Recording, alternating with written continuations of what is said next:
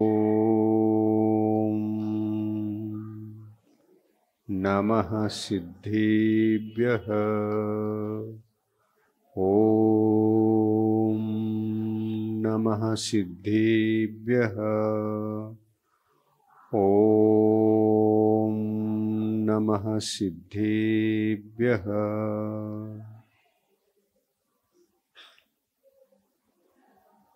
अकाम गुरुपद नाम है, अकाम प्रभु पद नाम, अकाम गुरु तुम आबसो, करनी मुझे अकाम। तुम अकाम हो हे गुरु, अतः बने सुख धाम।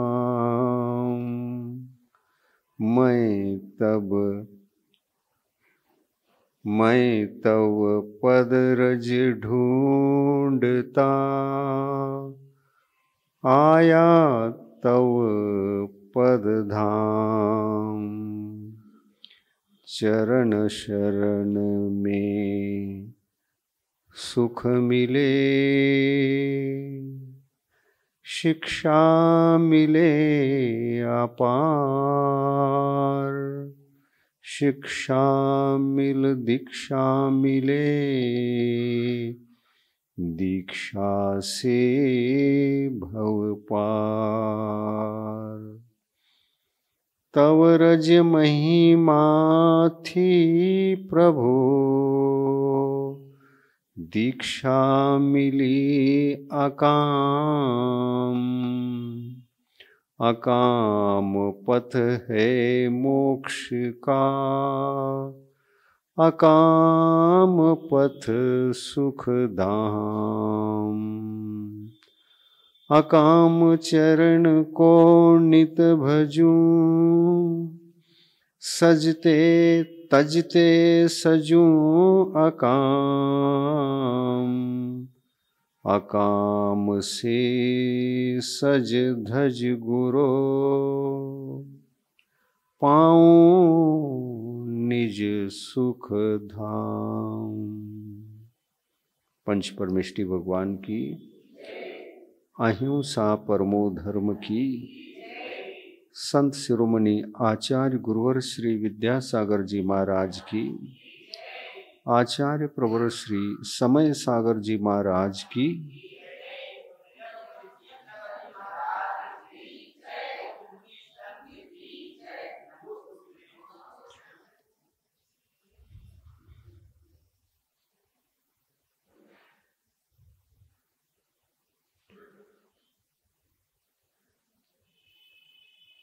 काल व्यतीत होता रहता है,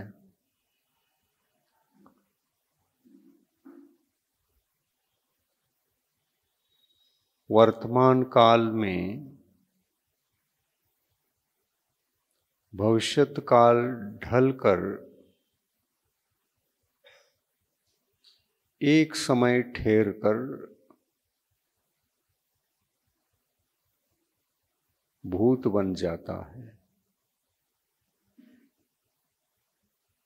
काल के तीन भेद हैं, वर्तमान काल,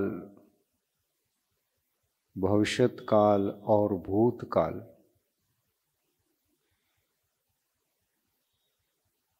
जो हमारे सामने जिस काल में हम जी रहे होते हैं उसको वर्तमान कहते हैं। जो जी लिया वो चला गया, छूट गया, उसको भूतकाल कहते हैं। जो जीना शेष है, जिएंगे, जीने के लिए वर्तमान में ढल कर आने वाला है, उस काल को हम भविष्यत काल कहते हैं।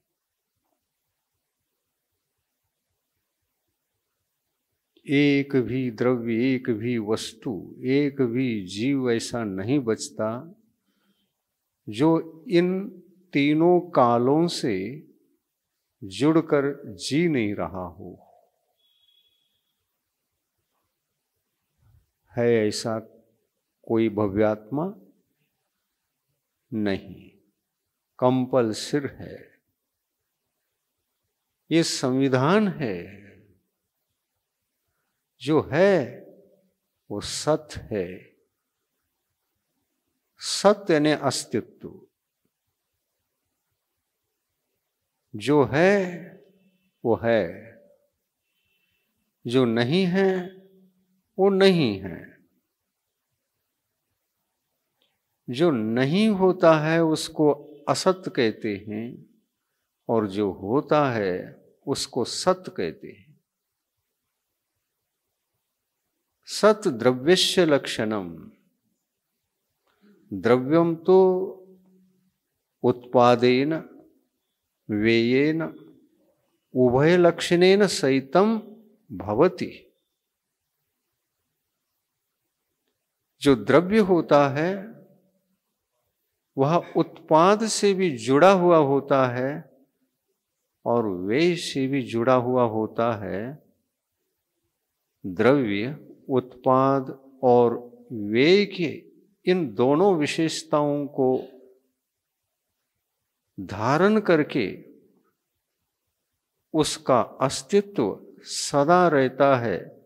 अस्तित्व पहले भी था, अभी भी है और भविष्य में भी उसका अस्तित्व रहेगा। सत्य यानी अस्तित्व, असत्य यानी जो है ही नहीं वो असत्य होता है।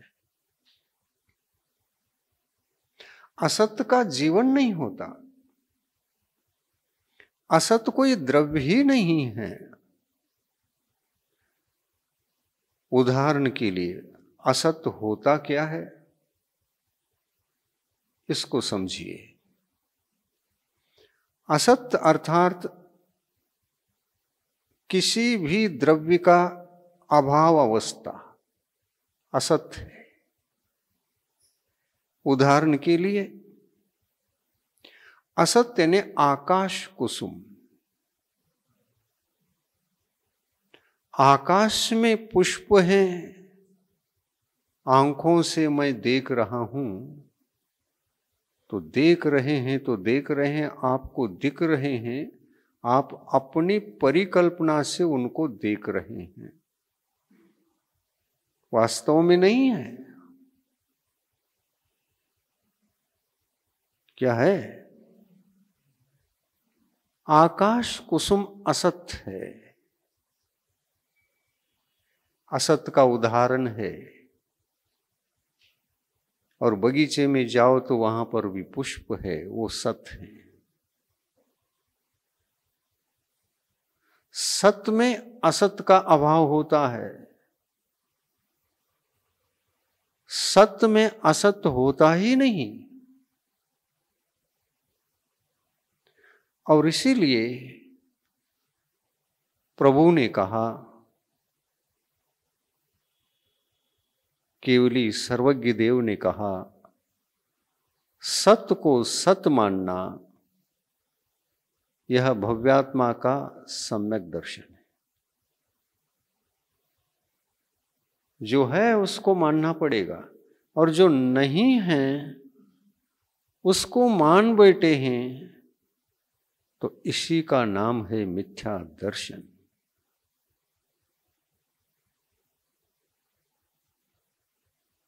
बड़ी निगूढ़ बातें समझ में नहीं भी आए तो सरल बनाकर समझाने का प्रयास चल रहा है। हम मिथ्या तो किसे कहें? मिथ्यात्व का अर्थ होता है असत्य, जो है ही नहीं, होता ही नहीं, और जो होता है वो है। मिथ्या तो आकाश कुसुमवत है, वह जीव की वैभाविक परिणति है। वैभाविक परिणति असत्य है और स्वाभाविक परिणति सत्य है। झूठ और सत्य, सत्य और असत्य। असत्य होता है, सोचो। असत्य होता नहीं, सत्य होता है। सत्य का न होना असत्य है, वो परिकल्पना मात्र है। आकाश कुसुमवत उसका उदाहरण है। क्योंकि जो है वही है, वही था, वही है और वही रहेगा। किंतु उसका हमें ज्ञान नहीं है। था, है और रहेगा, तो उसी की उपासना करो। जो है वही जीवन है, उसमें जीवो। उसका नाम जीवन है, में जीना जीवन है। जो होता है उसमें जीवन, उसमें जीना जीवन कहलाता है। और जीवात्मा असत्य का जीवन जी रहा है। तो असत्य का जीवन जिया जा सकता है?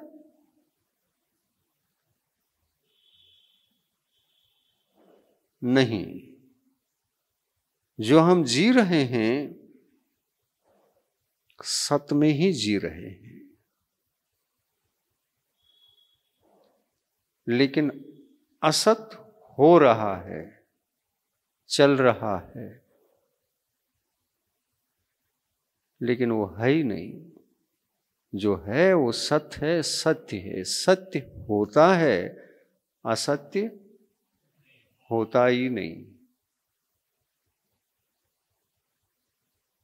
इसलिए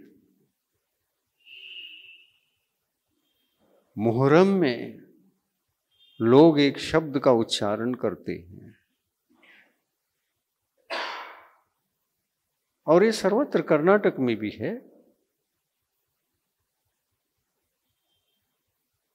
और मुहर्रम साल भर में एक बार बिठाया जाता है, जिसको एक लकड़ी लेकर कपड़े बांधे जाते हैं और 4-5 दिन का वो कार्यक्रम मनाते हैं। और अंतिम दिन उसको उठा के ले जाते हैं। एक व्यक्ति उसको धारण करता है। जाते समय नाचते बजाते हैं, हर्ष उल्लासित होकर निकलते हैं। उसके पीछे कोई भी इतिहास हो, कोई कहानी हो, उससे मतलब नहीं, पर एक उदाहरण है ये। उसको लेकर नाचते हैं, नाचते हैं। एक व्यक्ति को दिया जाता है और आजू बाजू में उस व्यक्ति को संभालते हुए 2 व्यक्ति चलते हैं। और अंतिम दिन है, वो अंतिम दिन को मृत्यु का दिन मानते हैं। वो अंतिम दिन का प्रतीक है। और 5वें दिन जब उसको ले करके चलते हैं और जहां तक जाना है वहां तक जाते हैं, उसके पश्चात जब नाचते गाते गाते एकाएकी वह रास्ता भी पूर्ण हुआ जहां तक नाच रहे थे। नाच कर लौट आए। लौट आने के उपरांत उसको मृत घोषित किया जाता है। जाते समय नाचते हैं, लौट कर आ गए, आने के पश्चात यथास्थान आ गए तो मृत कहा कर। और मरता कब है? वहां आने के बाद नहीं, निकट आने के बाद उसको गिराया जाता है, कंधों पर रखा जाता है और ये बोलते हुए उस स्थान पर जाएंगे जहां इसका विसर्जन होता है। जैसे व्यक्ति मरने के बाद स्मशान में ले जाया जाता है और शव का विसर्जन होता है, अग्नि संस्कार दे करके उन परमाणुओं को बिखर जाता है, विसर्जन हो जाता है उस शव का। मनुष्य का आकार राख में बदल जाए, राख से परमाणु परमाणु उड़ जाए, इसको कहते हैं असत। असत का मतलब क्या?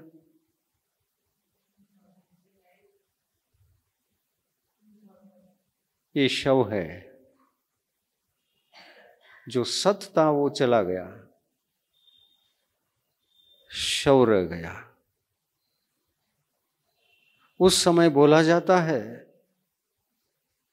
क्या है, है क्या है,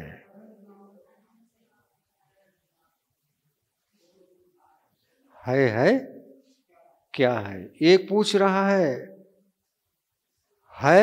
को है कह रहा है, एक जो है वो है, जो सत है वो है कहना है क्या है, एक पूछ रहा है क्या है, एक पूछ रहा है क्या है और वो बोल रहा है। क्या है तो जो है वो है, और जो नहीं है वो नहीं है। इसकी मृत्यु हुई। कंधे पर लेकर जो चल रहा होता है, कुछ लोग इस दृश्य में इसको देखकर कुछ लोग दो ग्रुप बना लेते हैं। एक ग्रुप कहता है, यानी इसमें जो जी रहा था वो था, है, रहेगा, जो है वो है, सत्य यानी है, वो सदा से है, पहले भी था, भविष्य में भी रहेगा। जो है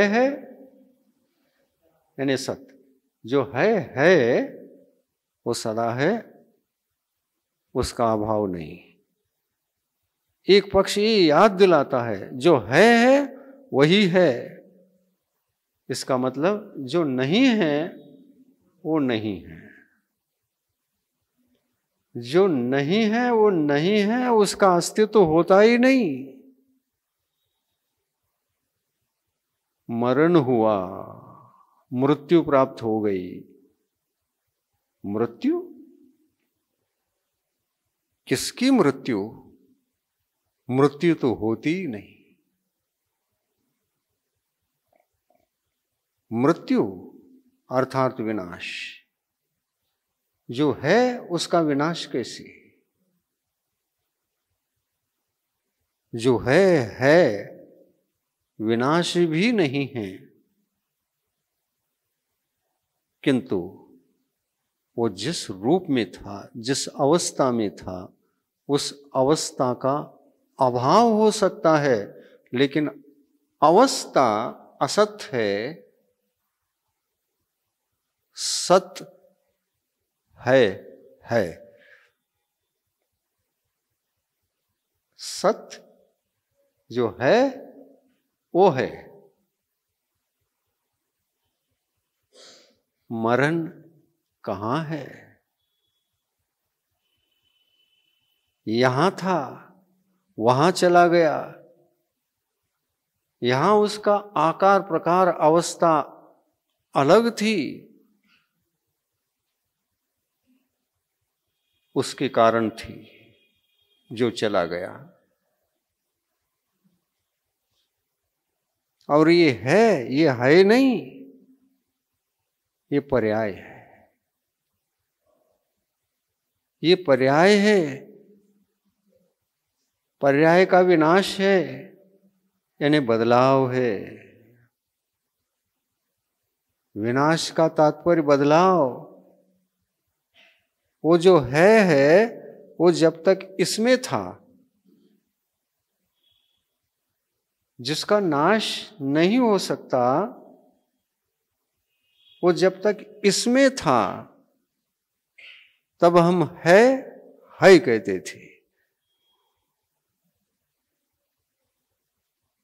था नहीं कहते थे, होगा नहीं कहते थे, है वो है, वर्तमान में है।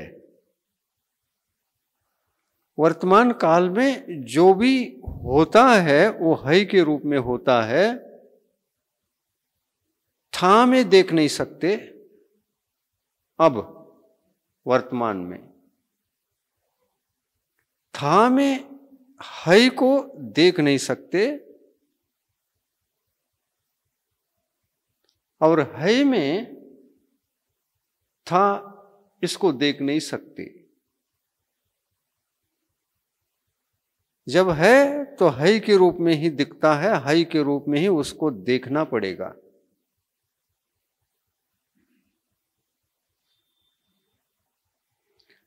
और यदि नहीं है तो असत्य है। तो असत्य है तो उसका भविष्य नहीं है।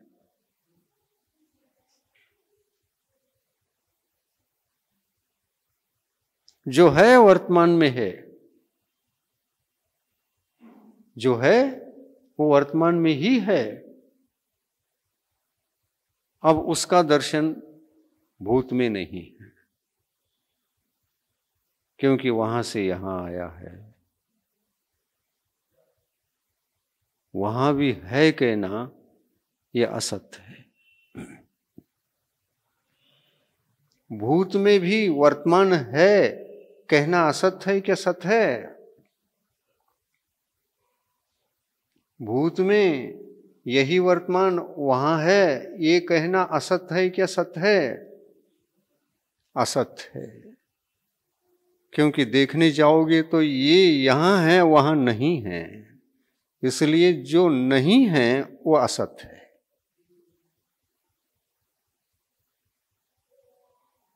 और होगा जो है वो होगा, लेकिन जो है वो अभी यहां है।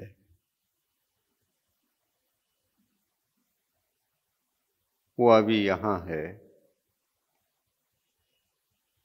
आप यहां है या भविष्य में भी है, दोनों जगह हैं।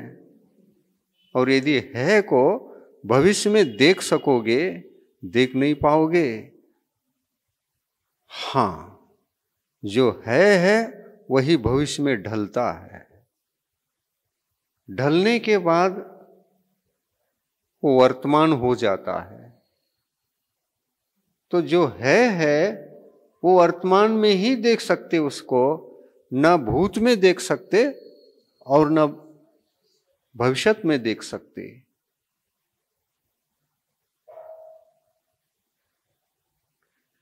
तो दो ग्रुप वाले बोलते हैं। एक ग्रुप कहता है अरे क्या है? तुम अज्ञानी हो, है को नहीं जानते, इसलिए पूछ रहे हो क्या है। जो है उसी को जानो, उसी को पहचानो, उसी का चिंतन करो, मनन करो। है के अस्तित्व को जानने पर जो नहीं है, होता ही नहीं, वो समझ में आएगा।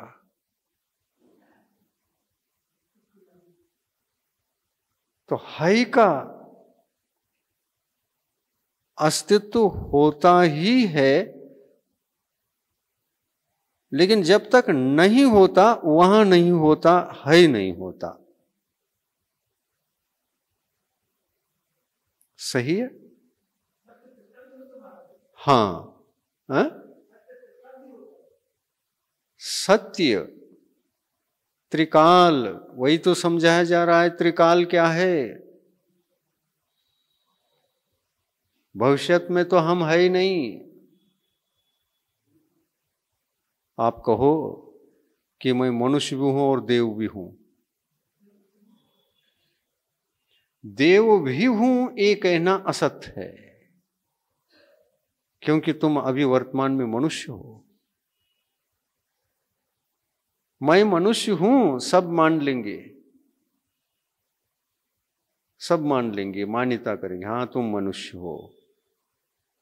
नहीं, मैं देव भी हूं, कौन मानेगा? देव हो इसके लिए क्या प्रमाण? देव हो तो विक्रिया करके बताओ। नहीं, मैं विक्रिया तो नहीं कर सकता। क्यों नहीं कर पा रहे हैं? क्योंकि अभी मैं देव नहीं बना, नहीं बना ये सत्य है। लेकिन मनुष्य रहते रहते मैं देव भी हूं कहना ये असत्य है, ये झूठ है। झूठ का अस्तित्व नहीं होता। बात समझ में आ गई? पकड़ में आ गई?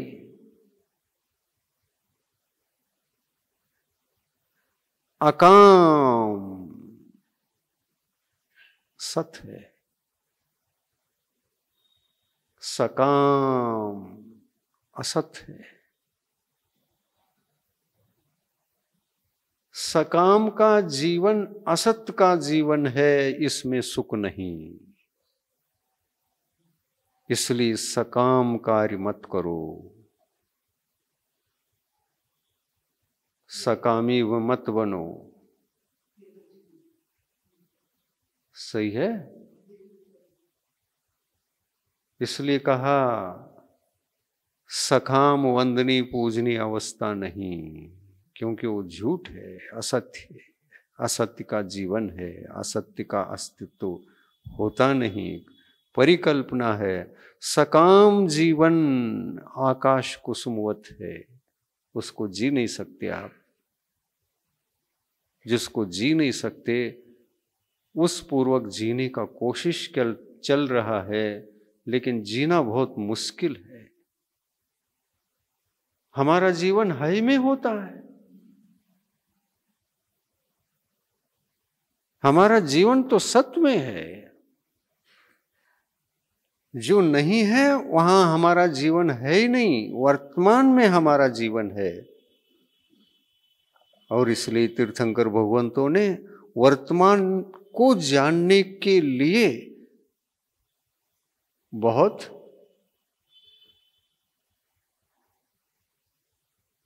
बार कहा, वर्तमान को ही केवल वर्तमान में जियो, वर्तमान को ही जानो, वर्तमान को पहचानो, भविष्य की चिंता मत करो, और भूत तो घटित हुआ होता है उसको याद मत करो। दोनों ही आकाश कुसुम हैं। आकाश कुसुम के पीछे चलना यह असत्य का जीवन है,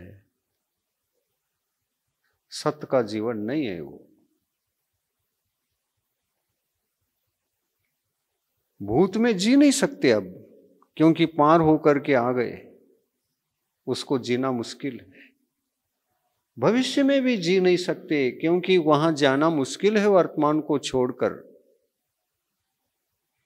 वर्तमान में जी रहे हो, मनुष्य हो, और मनुष्य रहते, मनुष्य पर्याय में, मनुष्य अवस्था में रहते देव बनकर जीने का अनुभव कैसे कर सकते हो?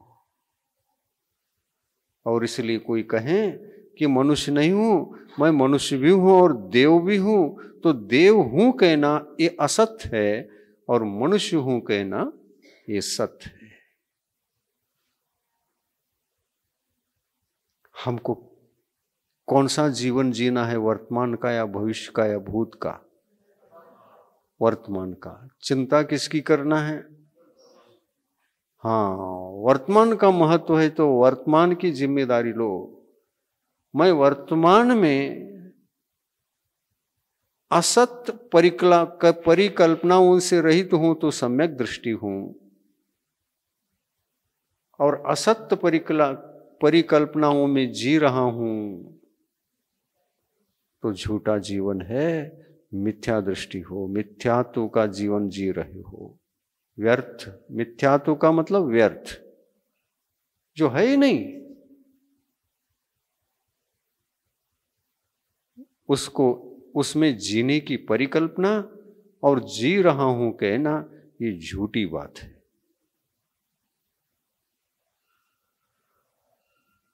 क्योंकि आकाश कुसुम का जीवन आप जीने के लिए इच्छा कर रहे हैं और जी भी नहीं सकते।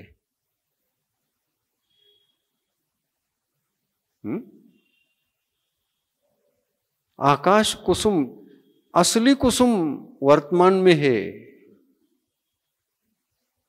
कुसुम का जीवन जी रहे हो, लेकिन आकाश में कुसुम की परिकल्पना कर रहे हैं, तो आकाश में कुसुम नहीं, वर्तमान में ही कुसुम है। ये कुसुम दोनों तरफ नहीं रहता, एक जगह रहता है। सही है? समझ में आ रहा है?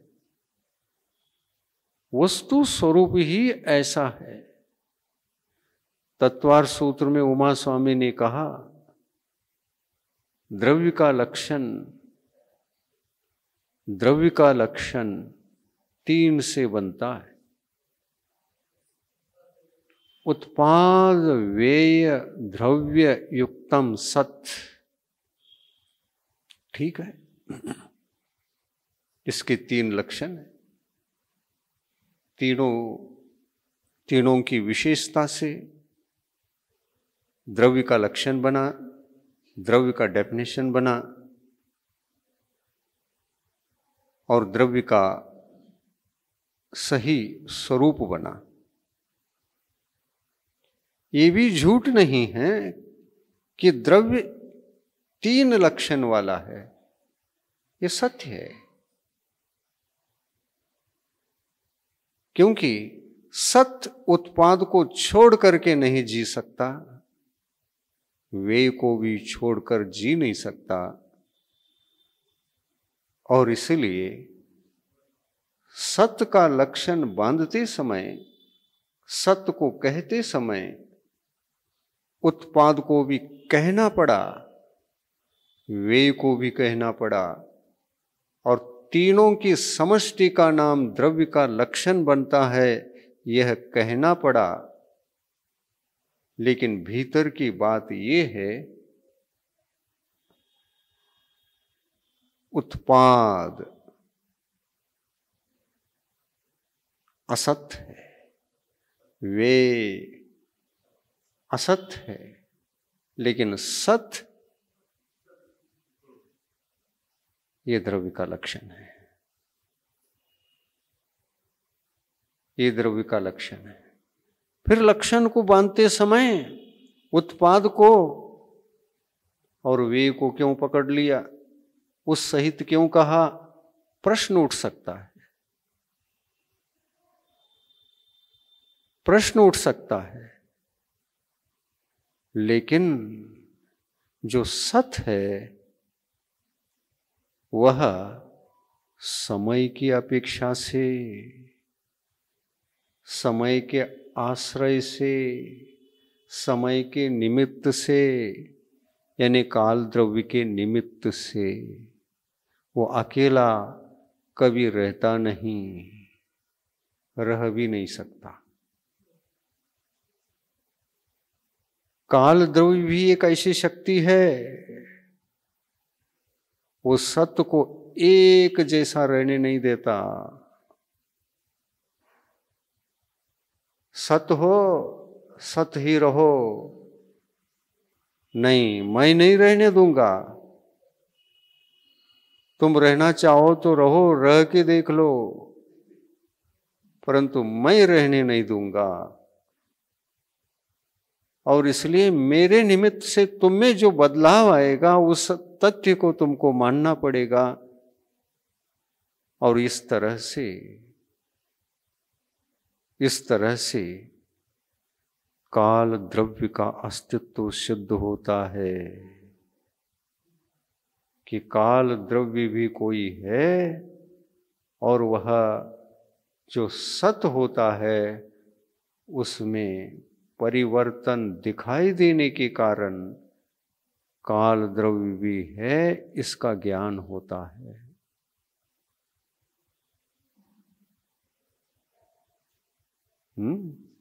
ये रहस्यपूर्ण बातें हैं,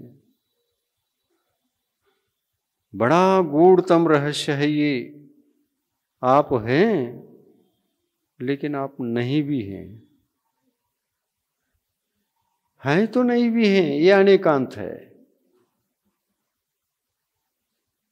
और यदि एकांत से है दूसरा कुछ नहीं है ये स्वीकार करोगे तो समझ मिथ्या हो जाएगी। समझ ही मिथ्या हो जाएगी, क्योंकि है ये सत्य है, लेकिन है जो नहीं है और जो दूसरे प्रकार से नहीं है, उत्पाद से और द्रव्य से, क्योंकि दोनों असत्य हैं। द्रव्य मात्र सत्य है जो उत्पाद के काल में भी था और व्यय के काल में भी था, और ये उत्पाद और व्यय ये सत्य का लक्षण नहीं हो सकता, ये काल द्रव्य के कारण से हो रहा है। काल द्रव्य के निमित्त से हो रहा है। अगर काल द्रव्य को हटा दो तो केवल सत्य बचेगा। इस लोक में काल द्रव्य है ही नहीं तो सत्य ही दिखेगा। तो सत्य में जो उत्पाद का अस्तित्व बता रहे हैं वो अस्तित्व नहीं, वो काल द्रव्य के निमित्त से बदलाव मात्र है। और उस बदलाव में 3 प्रकार का बदलाव हुआ। एक वर्तमान है जिसमें द्रव्य होता है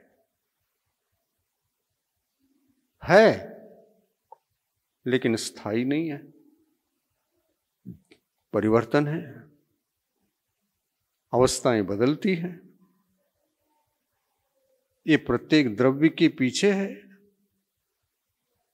द्रव्य तो 6 हैं और प्रत्येक द्रव्य के पीछे काल कह रहा है तुम लोग जैसे हो 5 लोग वैसे नहीं रह सकोगे, क्योंकि मैं तुमको कुछ न कुछ करता रहता हूं। काल द्रव्य कहता है अन्य द्रव्यों से, 5 द्रव्यों से तुम है इतने ही हो और कुछ नहीं। बाकी शेष कुछ दिखता है तो मेरी देन है। बाकी क्या दिखता है? उत्पाद भी दिखता है और व्यय भी दिखता है, परंतु उत्पाद और व्यय तुम न हो, वो मेरा प्रभाव है। मैंने अगर है पर प्रभाव डाल दिया तो हाई को बदलना पड़ेगा। है को बदलना पड़ेगा, और बदलने में यदि कोई योगदान है तो मेरा है। और इसलिए मेरे कारण से व्यय भी दिख रहा है और उत्पाद भी दिख रहा है। ये मेरी देन है, सत्य की देन नहीं है। सत्य को मैं ही बदल रहा हूं, और उसमें बदलने की एक उपादान शक्ति मात्र है, और वह उपादान शक्ति भी मेरे कारण से है। और यदि मैं ऑब्सेंट हूं, मेरे को ऑब्सेंट करके देखो, तो वहां पर उत्पाद भी दिखाई नहीं देगा और वे भी नहीं दिखाई देगा, केवल सत्य दिखाई देगा। तो है क्या है? बड़ा आध्यात्मिक वचन है वो। बड़ा गहरा है, मूल बात है उसमें। मूल बात को पकड़ करके उसको रखा गया है। देखिए, है क्या है?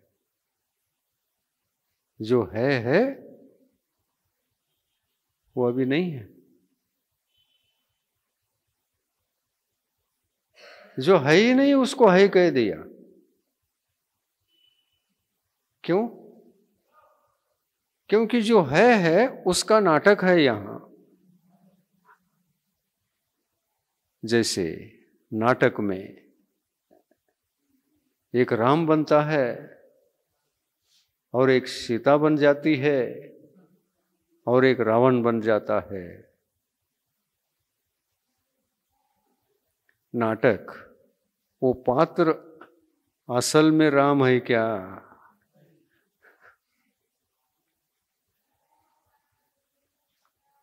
तो ये नाटक में जो राम बना है उसको है कहेंगे क्या? असली राम जहां है वहीं है। अन्यत्र राम कैसे हो सकते? राम का अस्तित्व हम में कैसे हो सकता है? और यदि हम में राम का अस्तित्व हो जाए तो राम घुल मिल गए हम में। ऐसा कभी नहीं होता, हो भी नहीं सकता।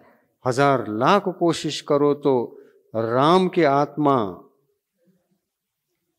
हमारी आत्मा में रूपांतरित नहीं हो सकती, और हमारी आत्मा राम के रूप में रूपांतरित होकर दो द्रव्य एक नहीं बन सकते। ये अनादिकाल से दोनों का अस्तित्व अलग अलग ही था, अलग अलग ही है और अलग अलग ही रहेगा। हम रहेगा कह रहे हैं तो भावी काल के अपेक्षा से कह रहे हैं। भावी काल में भी रहेगा। कौन रहेगा? है ही वहां रहेगा। तो द्रव्य वहां जा रहा है या वही आकर द्रव्य को प्रभावित करके निकल जा रहा है? सोचो, जो सोचने के लिए मजबूर कर रहा हूं। दिमाग लड़ो, तटस्थ मत रखो इसको, लड़ो दिमाग।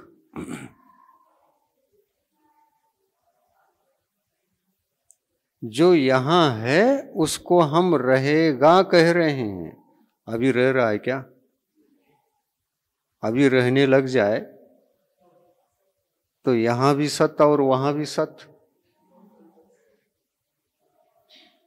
यहां भी सत्य और वहां भी सत्य, ऐसा हो सकता है क्या? नहीं। सत्य कभी भी दो जगह नहीं हो सकता, सत्य एक ही जगह रहता है। और इसलिए हमें कहना पड़ रहा है यही रहेगा। अभी रह नहीं रहा है, यही रहेगा। इसका नाम भविष्यत काल है। रहेगा कहना भविष्यत काल है, और ये काल द्रव्य सापेक्ष विषय है। काल 3 प्रकार का, वह काल द्रव्य भी, स्वयं काल द्रव्य भी न भूत में है न भविष्यत में है।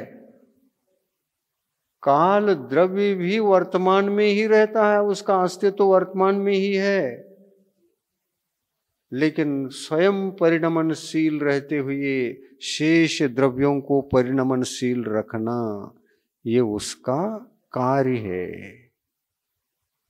है। ऐसा एक भी 5 द्रव्य में से कोई भी ऐसा एक भी द्रव्य नहीं है जो काल से प्रभावित ना हो।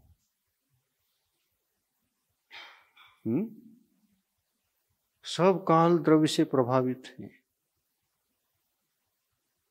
व्यक्ति का मरण क्यों होता है? काल द्रव्य के कारण से। इस पर्याय में जीने के लिए जो समय था वो खत्म हो गया। काल खत्म होने से पर्याय बदलती है। काल खत्म होने से पर्याय बदलती है, लेकिन काल न खत्म होता है और न बदलता है। लेकिन फिर भी बदलाव करने में वह सब द्रव्यों को हेल्प करता रहता है, निमित्त बन करके रहता है। और सभी द्रव्य भी अपने उपादान में काल द्रव्य के प्रभाव को स्वीकार करने की शक्ति होने से काल द्रव्य की सत्यता को वो भी मानते हैं, स्वीकार करते हैं। क्यों? क्योंकि हम तो सत्य थे, हम में बदलाव कैसा हुआ? ये सब बदलाव देखता है क्या? नहीं। जीव द्रव्य तो देखता है। मैं तो ऐसा हूं नहीं, ऐसा क्यों दिख रहा हूं? तो काल द्रव्य के कारण से ऐसा दिख रहे हो। जैसे पहले थे वैसे अब नहीं, जैसे अब हैं भविष्य में ऐसे ही रहेंगे नहीं। ये काल द्रव्य की अपेक्षा से है, लेकिन सत्य तो सत्य है, वो एक सा है। वो एक सा है। कैसे एक सा? जो है वो है, क्या है? तो सत्य है, बाकी कुछ नहीं है। यही है ना? किससे पूछ रहा हूं मैं? श्रेयांश भैया से। श्रेयांश भैया कहाँ के? सदलगा के। और सदलगा में ये बोला जाता है, उनको भी मालूम है, हमको भी मालूम है क्या है, वो भी कान से सुनते हैं, हमने भी सुना है, जिया है। लेकिन ऐसा क्यों बोलते हैं उस समय पता नहीं था, लेकिन उमा स्वामी का तत्वार सूत्र पढ़ने पर पता लग गया। इसी सूत्र को वहां बोला जाता है क्या है? प्रश्न पूछता है, जो है उतना ही है, बाकी शेष कुछ नहीं है।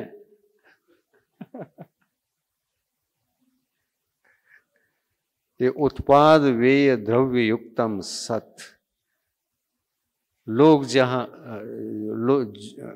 लोग जो वहां बोलते थे वही उमा स्वामी आचार्य देव बोल रहे हैं। उत्पाद वेय द्रव्य युक्तम सत, सत सत,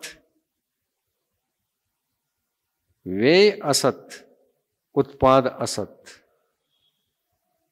द्रव्य उत्पादम अपि नास्ति।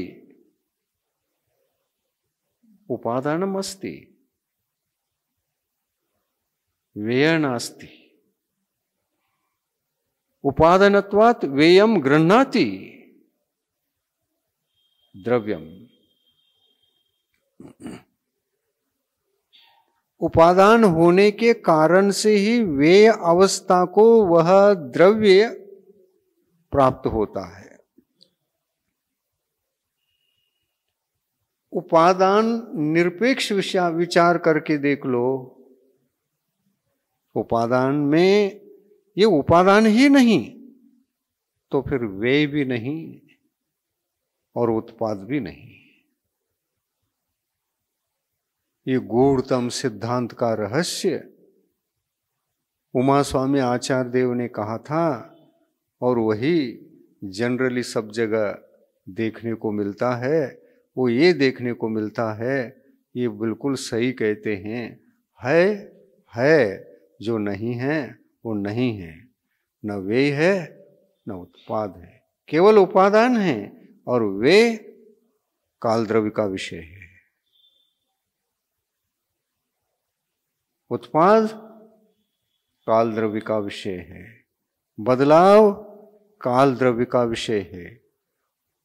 ये उपादान में घटित होता है, लेकिन उपादान निरपेक्ष विचार करके देख लो, अगर उपादान में बदलाव की शक्ति नहीं है तो व्यय भी नहीं और उत्पाद भी नहीं। तो है क्या है? सब जगह है, बोरगांव में भी है, सदरगांव में भी है। कहाँ नहीं है? जहां पर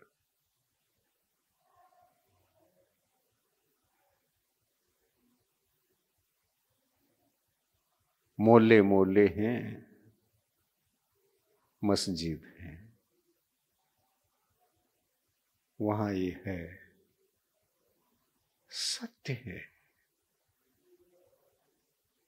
कोई कोई तो पर्व ऐसे होते हैं वो सत्य ही होते हैं, लेकिन हमको समझ में नहीं आता है, इसलिए हम उसको मिथ्या कह देते हैं। इसलिए हम उसको मिथ्या कह देते हैं। असली स्वरूप तो क्या है इसका वह हमको बोध दे रहा है। मृत्यु के पश्चात है यही सोचना चाहिए। क्या है ये पूछोगे, अज्ञानी हो। जो है वही है।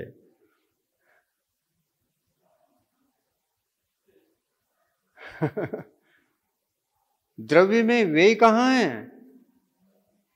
उपादान निरपेक्ष करके देख लो। द्रव्य में बदलाव का उपादान नहीं है तो उपादान निमित्त के बिना अन्य द्रव्य से जो प्रभाव पड़ता है वो व्यर्थ हो जाएगा, क्योंकि उपादान नहीं है। मैं अपने उपदेशों से अभव्य जीव को उपदेश देकर भव्य बनाना चाहता हूं।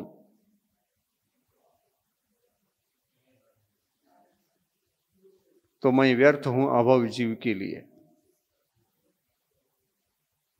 क्यों? क्योंकि उपादान ही नहीं है। मैं भव्य जीव को, वो मोक्ष जा रहा है तो मुझे पसंद नहीं, मैं उसको अभव्य बनाना चाहता हूं उपदेश देकर।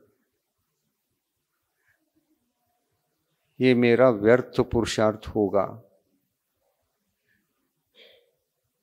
क्योंकि भव्य जीव में उपादान होता ही है और उसको कभी भी हम हटा नहीं सकते। भव्य भव्य ही है, उपादान से सहित है, मोक्ष जाने की योग्यता उसमें है, और निमित्त मिले तो मोक्ष चला जाएगा। बाह्य निमित्त के बिना कार्य की सिद्धि नहीं होती। ये सैद्धांतिक व्यवस्था है उपादान और निमित्त के बिना कोई भी कार्य घटित नहीं होता।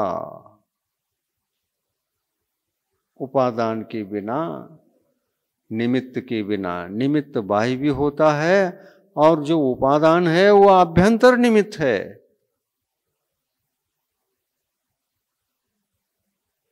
अभ्यंतर निमित्त ना हो, बाह्य निमित्त व्यर्थ है। अभ्यंतर निमित्त ना हो तो है बचता है, बदलाव नहीं बचेगा। बदलाव होगा ही नहीं तो कैसे? हाँ, निमित्त दो हैं। एक निमित्त सत के अधीन है, उसको कहते हैं उपादान। उपादान क्या है? सत्य के अधीन रहता है, उसको उपादान कहते हैं। ये उपादान भिन्न भिन्न प्रकार का होता है, नाना जीवों की अपेक्षा से। अभवी जीव में अलग है, भव्य जीव में अलग है। अभव्य जीव का उपादान मोक्ष जाने नहीं देगा, नहीं जाने देगा। यह स्वाधीन निमित्त का नाम है उपादान निमित्त। वो शाश्वत है, उसके साथ पहले भी था, अभी भी है और भविष्य में भी रहेगा। ऐसे भव्य जीव के पास उपादान है। दुनिया में ऐसी कोई शक्ति नहीं भव्य जीव के भव्यत्व को नाश करके अभव्य बनाए जाए, इसलिए उसको पारिणामिक कहा है। परिणामे भवः पारिणामिकः। और वह पारिणामिक हर एक द्रव्य में अपने अपनी योग्यता से एक शक्ति होती है, वो पारिणामिक है, यानी द्रव्य के स्वभावगत है। वो भव्यत्व हमारा स्वभाव है, हमारा नेचर है। हमारे स्वभाव को मिटाने का प्रयास का मतलब सत्य को मिटाने का प्रयास। सत्य को कभी मिटाया नहीं जा सकता। सत है तो सत्य ही है, और उसके साथ उपादान भी रहेगा, वो भी सत्य है। और उस उपादान के लिए कोई बाह्य निमित्त मिले तो अनेक प्रकार के कार्य घटित होते हैं। दो कारण हैं, कार्य एक है।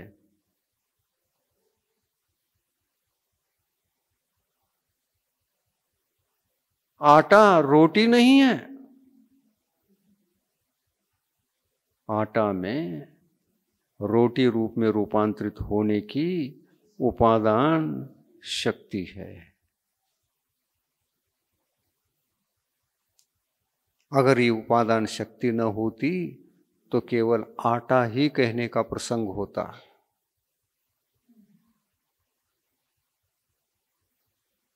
है ना? उपादान है ही नहीं।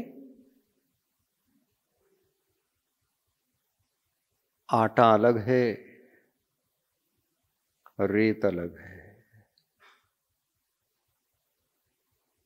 रेत से रोटी बनाओ,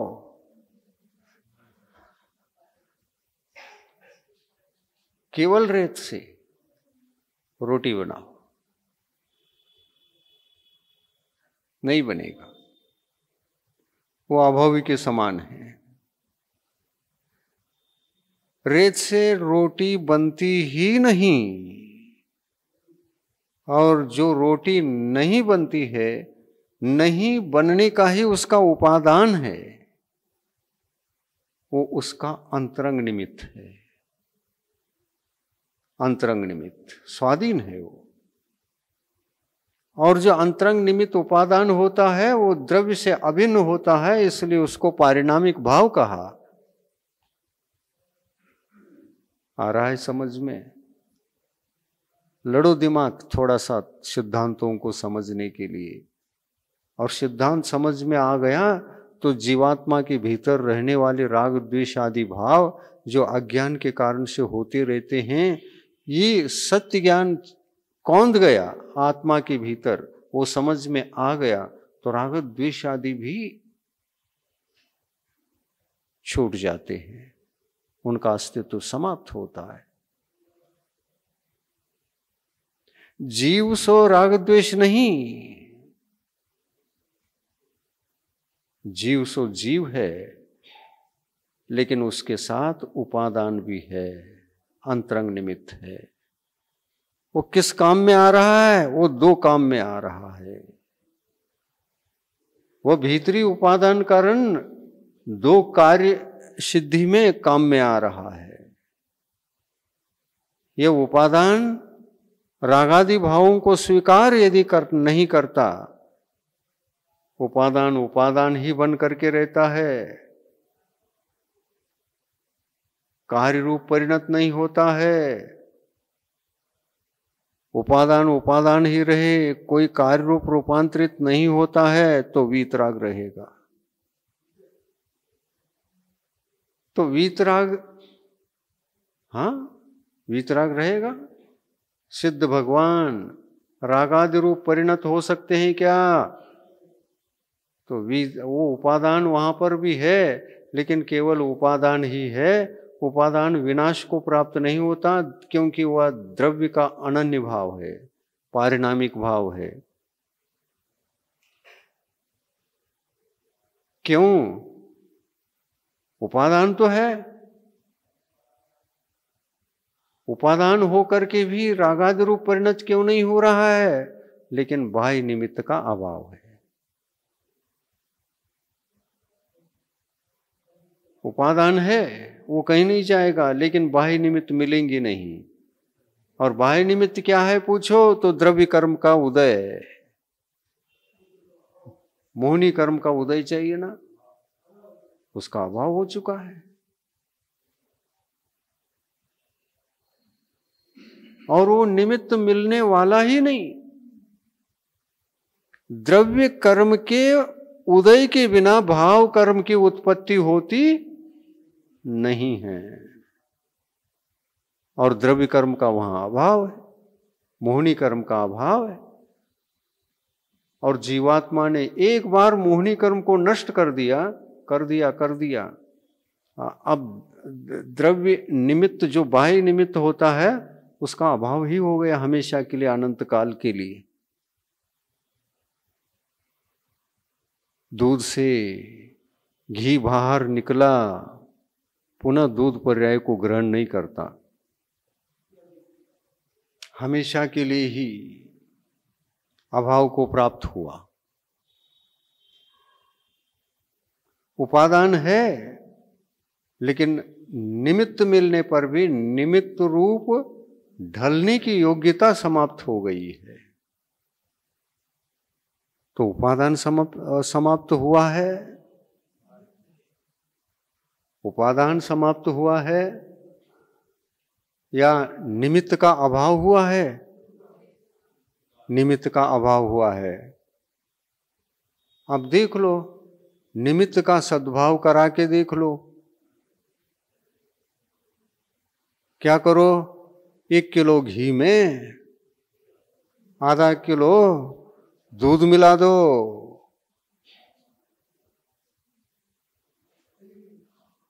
बन जाएगा दूध घी। दूध नहीं बनेगा। तो क्या है? जो है वही है, उपादान है, लेकिन स्वीकार करने की, उपादान में स्वीकार करने की जो शक्ति थी वो हमेशा के लिए खत्म हो गई है। अब ये उपादान झूठा उपादान है उपादान, लेकिन असमर्थ उपादान है। उपादान कहीं नहीं जाएगा, उपादान रहेगा, लेकिन असमर्थ रूप अवस्था को धारण करेगा।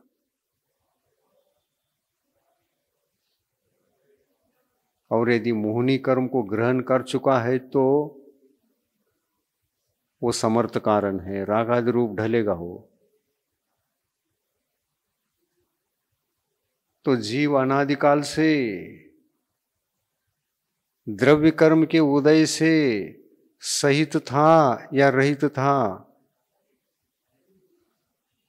द्रव्य कर्म से कभी रहित हुआ है?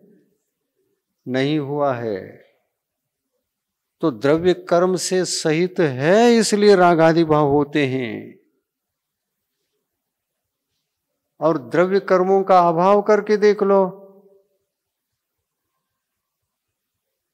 फिर राग आदि भाव होंगे? यदि मोहिनी कर्म का अभाव हो गया, नष्ट हो गया, क्षय हो गया, तो पुनः आत्मा क्षय अवस्था में अपने उपादान को, क्योंकि समर्थ उपादान को असमर्थ बना दिया, और असमर्थ उपादान के निमित्त से बाह्य कारणभूत कार्य में कारणभूत बाह्य निमित्त के मिलने पर कार्य की सिद्धि नहीं होगी। क्यों नहीं होगी? उपादान असमर्थ है और वह भी असमर्थ हो गया है, क्योंकि वो बाह्य निमित्त अंतरंग रागादि भाव के बिना प्रवेश नहीं करेगा। और सिद्ध भगवंतों में अंतरंग रागादि भावों को जगाने की शक्ति खत्म हो गई है, इसलिए उनका उपादान निष्क्रिय हो गया है। समझ में आ रहा है? समझने का कोशिश करो। गूढ़तम रहस्यों को समझने की बुद्धि रहेगी तो बुद्धि तीक्ष्ण होगी। पकड़ो इस बात को। सिद्ध भगवान रागादि भाव कर सकते हैं क्या? क्यों? हाँ, वहां पर उपादान तो है, लेकिन समर्थ नहीं है। क्यों नहीं है? तो कहते हैं द्रव्य कर्म का अस्तित्व वहां खत्म हो गया है, इसलिए ये उपादान में जो समर्थता थी वो भी समाप्त हो गया है। और द्रव्य कर्म कहां गए? वो तो इसी लोक में गिर गए हैं, मध्य लोक में ही सभी झड़ गए हैं। मोहिनी कर्म के पुद्गल परमाणु यहीं पर गिर गए हैं और सिद्ध भगवान ऊपर हैं। उन्हीं द्रव्य कर्मों को स्वीकार करना तो कर सकते थे, कर तो लो। नहीं करेंगे। क्यों नहीं करेंगे? क्योंकि असमर्थ उपादान में रागादि भावों की उत्पत्ति का अभाव माना गया है। असमर्थ उपादान में रागादि भावों की उत्पत्ति का अभाव है, इसलिए उस उपादान को असमर्थ उपादान कहना पड़ेगा। यदि सिद्ध भगवान में रागादि भावों को जगाने की शक्ति होती तो उपादान भी समर्थ होता।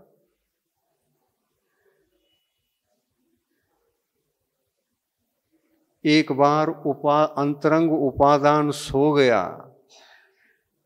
तो मर गया, और मरे हुए उपादान से कार्य की सिद्धि कभी नहीं होती। अनंतानंत सिद्ध परमेष्टि हैं। एक सिद्ध परमेष्टि में अनंत सिद्ध परमेष्टि घुस करके रह रहे हैं। कोई वहां झगड़े? अरे मैं तो यहां आया था पहले, तुम हमारे में आकर के घुस रहे हो। उधर किसको, वहां बैठो। ये झगड़े मध्यलोक में है, मोक्ष में नहीं है।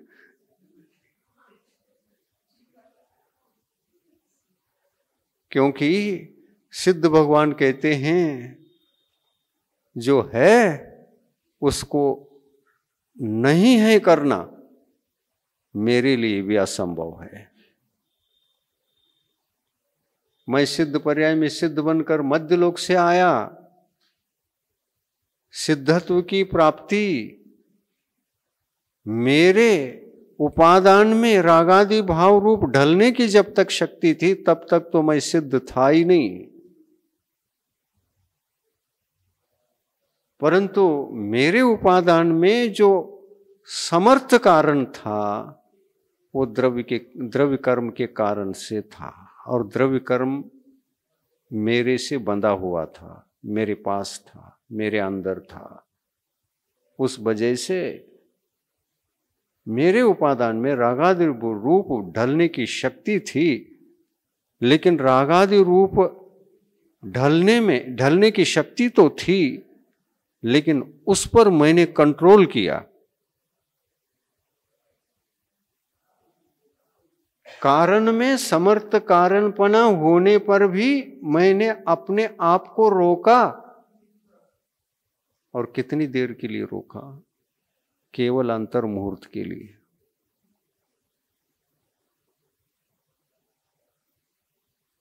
केवल अंतर मुहूर्त के लिए रोका, और अंतर मुहूर्त के लिए रोकने पर मेरा उपादान असमर्थ के रूप में ढला। उस समय मैं वीतराग था। सिद्ध परमेष्टि मेरे लिए ध्यातव्य थे, लेकिन उनका ध्यान करते करते मैं आत्मा में आया, अपने वीतराग स्वभाव में अंतर्मूर्त तक ठहरा, और अंतर्मूर्त के भीतर मेरा उपादान असमर्थ कारण के रूप में ढलकर समर्थता को खो दिया। अभी भी उपादान पड़ा हुआ है, लेकिन असमर्थ उपादान पड़ा हुआ है। उससे कभी कार्य की सिद्धि होती नहीं। क्यों नहीं होती? पहले जैसे मोहनी कर्म के परमाणु बंधे हुए थे, अब मेरे पास है ही नहीं। और जब तक वो होते हैं, मोहनी कर्म आत्म प्रदेशों से बद्ध होते हैं, तब तक आत्मा का उपादान भी समर्थ कारण के रूप में रहता है। वह उपादान समर्थ होने पर भी उस उपादान को असमर्थ बनाने की क्षमता रत्नत्रय धर्म में हुआ करती है, रत्नत्रय धर्म के भीतर हुआ करती है। और इसलिए मोक्ष मार्ग में हम रत्नत्रय धर्म को स्वीकार करते हैं और सिद्ध बनने के लिए स्वीकार करते हैं, क्योंकि अपने उपादान को असमर्थ बनाने का पुरुषार्थ का नाम है रत्नत्रय धर्म, जैन धर्म। बड़ी सूक्ष्म बातें हैं, समझ में आनी चाहिए, और हमारी बुद्धि इसमें लड़ नहीं सकती, लेकिन समर्थ उपादान को धारण करके दूसरे से लड़ाई कर सकती है। लेकिन इस उपादान को असमर्थ कैसे बनाना, ये बात समझने के लिए बुद्धि नहीं चलती।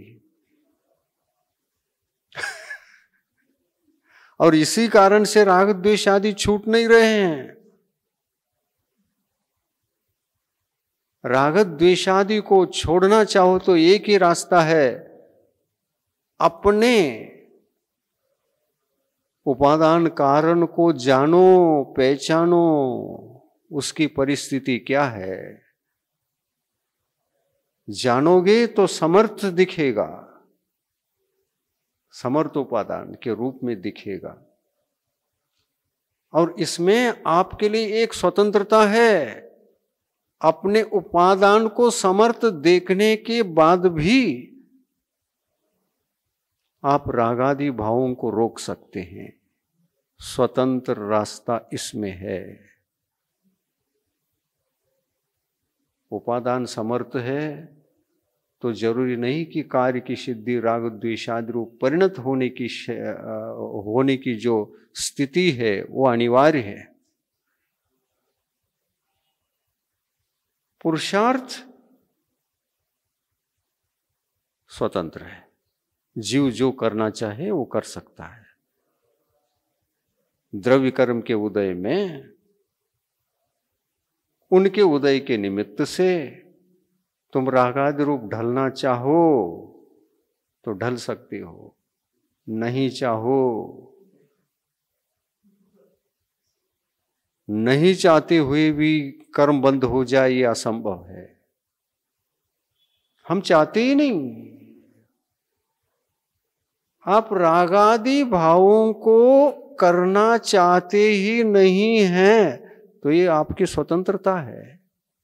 कर्म ये नहीं कहते हे समर्थ उपादान मैं तो निमित्त सामने खड़ा हूं, तुम रागादि रूप ढल जाओ। आत्मा कहता है क्यों जबरदस्ती करते हो, मैं स्वतंत्र हूं, मेरी स्वतंत्रता को कोई छीन नहीं सकता। इस तथ्य को समझकर जो जी रहा होता है वो वीतरागी होता है। और वीतरागी के पास इसी कारण से कर्म बंध का अभाव होता है, क्योंकि वो सदा अलर्ट होता है। द्रव्य कर्म का उदय है, लेकिन मैं अपने समर्थ उपादान को असमर्थ जैसा बना के रखूंगा तो इन मोहनी कर्मों का बंध भी नहीं होगा, किसी भी कर्म का बंध नहीं होगा। और इस तरह से कर्मों को जीतने का मार्ग तीर्थंकर भगवंतों ने बताया है, वो सत्य है, वो सत्य है, सत्य है। कर्म भी है, आत्मा भी है, बंद होता है, ये भी सही है। बंद को रोका जा सकता है पुरुषार्थ के बल पर, ये भी सही है, सत्य है। लेकिन हम पुरुषार्थ से हट गए, बंद होगा। पुरुषार्थ में सदा अलर्ट रहे तो बंद भी नहीं होगा। इतना ही तथ्य समझ करके हम जीवन जीने लग जाए तो हमारा जीवन सार्थक होगा। और ऐसे पुरुषार्थ का नाम है अकाम। अकाम गुरुपद नाम है। गुरु कौन है? जो अकाम होते हैं वो गुरु। रागादि भावों से अपने उपादान को सुला करके चल रहे हैं। उपादान को जो समर्थ है उसको असमर्थ जैसा बना के रख करके चल रहे हैं। जैसे सिद्ध भगवान का उपादान असमर्थ है, वैसे भव्य जीव का हम लोगों का समर्थ तो है, लेकिन उसको सुलाओगे तो पर निमित्त आपको कुछ नहीं कर, नो कर्म भी कुछ नहीं कर सकेगा और कर्म का उदय भी आपको कुछ नहीं कर सकेगा। उपादान सो गया, असमर्थ जैसा हो गया तो कर्मों का बंद होना रुकना शुरू होता है। क्योंकि अनादिकालीन संस्कार होने से ये करने रूप रागादि भाव और होने रूप रागादि भाव जो दो प्रकार का होता है, करने रूप रागादि भावों को यदि आत्मा ने रोका तो होने रूप रागादि भाव धीरे धीरे रुककर स्वयं खत्म होते हैं। और तब कहीं जाकर के आत्मा हमेशा के लिए वीतरागी बनकर अरहंत अवस्था में प्रवेश करता है। और ऐसे अरहंत अवस्था में प्रवेश करने के बाद फिर रागादि भाव ही नहीं है तो आयु कर्म के वजह से इस नो कर्म रूप शरीर में जब तक जी रहे हैं, लेकिन आश्रव और बंध का कारण एक बचा हुआ होता है जिसका नाम योग। और योग का भी वो निरोध करते हैं, पुरुषार्थ पूर्वक होता है। और योग का कषाय का तो अभाव 10वें में हो गया। अब योग का अभाव 13वें गुणस्थान के अंत में, आयु कर्म के समाप्ति के काल में योग का निरोध करके 14वें गुणस्थान में अंतर्म अयूलरी 5 स्वर्णाक्षरों का उच्चारण करने में जितना समय लग रहा है, कैसे अ ई उ री री, बस हो गया मोक्ष। उतना ही काल 14वें गुणस्थान का है। जीव अनंत काल के लिए द्रव्य कर्म, नो कर्म और भाव कर्म से रहित होकर शाश्वत लोक के शिखर पर सिद्ध अवस्था का जीवन जीने लग गया। इसी का नाम है मोक्ष। उत्पाद वेय द्रव्य युक्तम सत सत द्रव्यस्य लक्षणम। पंच परमेष्टि भगवान की जय। अहिंसा परमो धर्म की जय।